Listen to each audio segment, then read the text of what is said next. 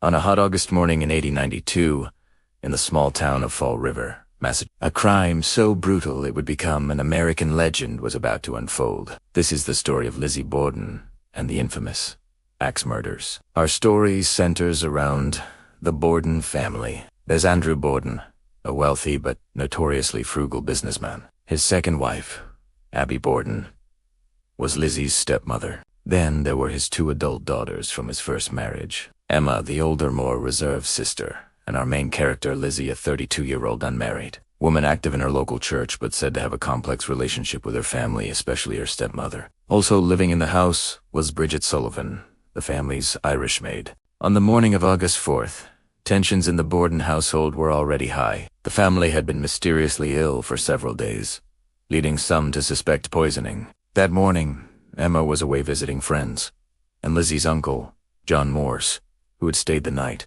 had left to visit other relatives. This left Andrew, Abby, Lizzie, and Bridget in the house. Around 9:30 a.m., Bridget was outside washing windows. Andrew left for his morning walk downtown. This left only Lizzie and her stepmother, Abby, inside. According to later testimony, this was the window of time when the first murder occurred. Abby Borden was in the upstairs guest room when she was struck from behind multiple times with a hatchet-like weapon. The attack was ferocious, leaving her face down in a pool of blood. About an hour and a half later, around 11 a.m., Andrew Borden returned home. He was feeling unwell and decided to lie down for a nap on the sofa in the sitting room. This would be his final rest. He was attacked in his sleep, struck repeatedly in the head with the same type of weapon. The blows were so violent, they nearly obliterated his facial features. It was Lizzie who claimed to discover her father's body. She called out to the maid, Bridget, shouting, "Maggie, come quick. Father's dead. Somebody came in and killed him." The name Maggie was what the Borden sisters often called Bridget. When police arrived, they secured the scene, and it was during their search that they made the second gruesome discovery.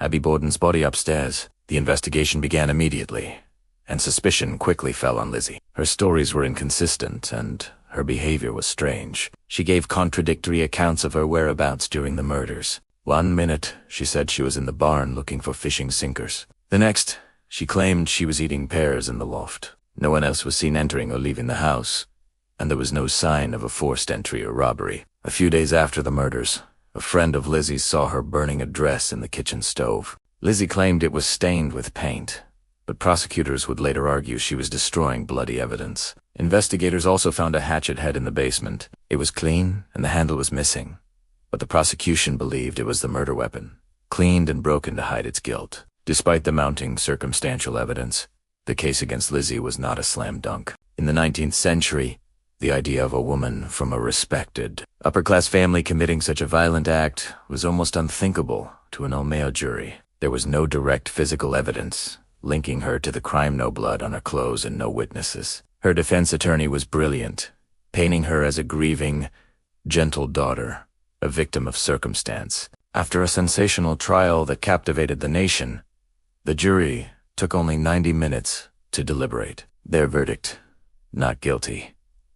Lizzie Borden was acquitted of all charges. Lizzie and her sister Emma inherited their father's considerable fortune. They bought a new, modern mansion in a fashionable part of town and lived together for a time. But the shadow of the murders never left them. Lizzie was ostracized by the community. She lived out the rest of her life in Fall River, a wealthy but lonely figure, until her death in 1927.